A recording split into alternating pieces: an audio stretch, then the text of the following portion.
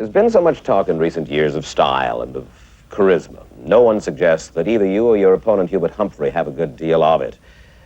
Have you given no thought to this aspect of campaigning and of leading?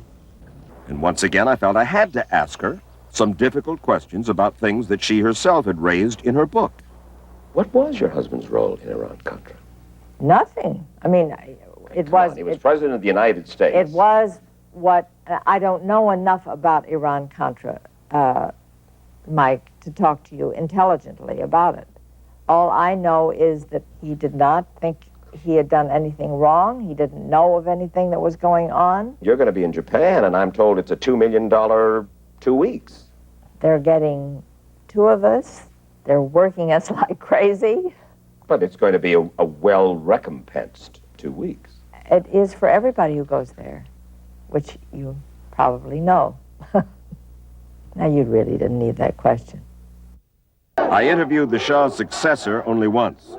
It was shortly after the Americans at the U.S. Embassy in Tehran had been taken hostage, and the Ayatollah Khomeini made it clear in the interview that those hostages would not be going home soon. But the question that drew his attention most palpably was this one. Imam, President Sadat of Egypt, a devoutly religious man, a Muslim, says that what you are doing now is, quote, a disgrace to Islam. And he calls you, Imam, forgive me, his words, not mine, a lunatic. The translator worried about even translating the question, but he did. That's what I heard President Sadat say on American television. Yes. That the Imam is a disgrace to Islam, Yes. and he used the word a lunatic.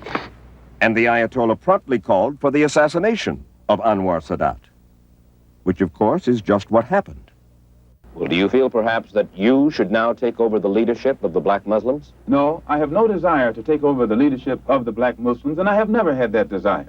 But I do have this desire. I have a desire to see the Afro-American in this country get the human rights that are his due to make a complete human being.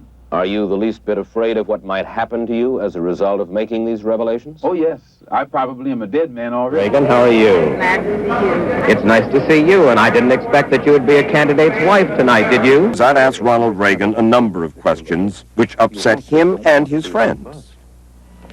How many blacks are there on your top campaign staff, Governor? There's been so much talk in recent years of style and of charisma. No one suggests that either you or your opponent, Hubert Humphrey, have a good deal of it. Have you given no thought to this aspect of campaigning and of leading? Do I have to put shoes on? Leave the shoes off, Paul, That's okay. and start the interview, please. They say I'm difficult? Well,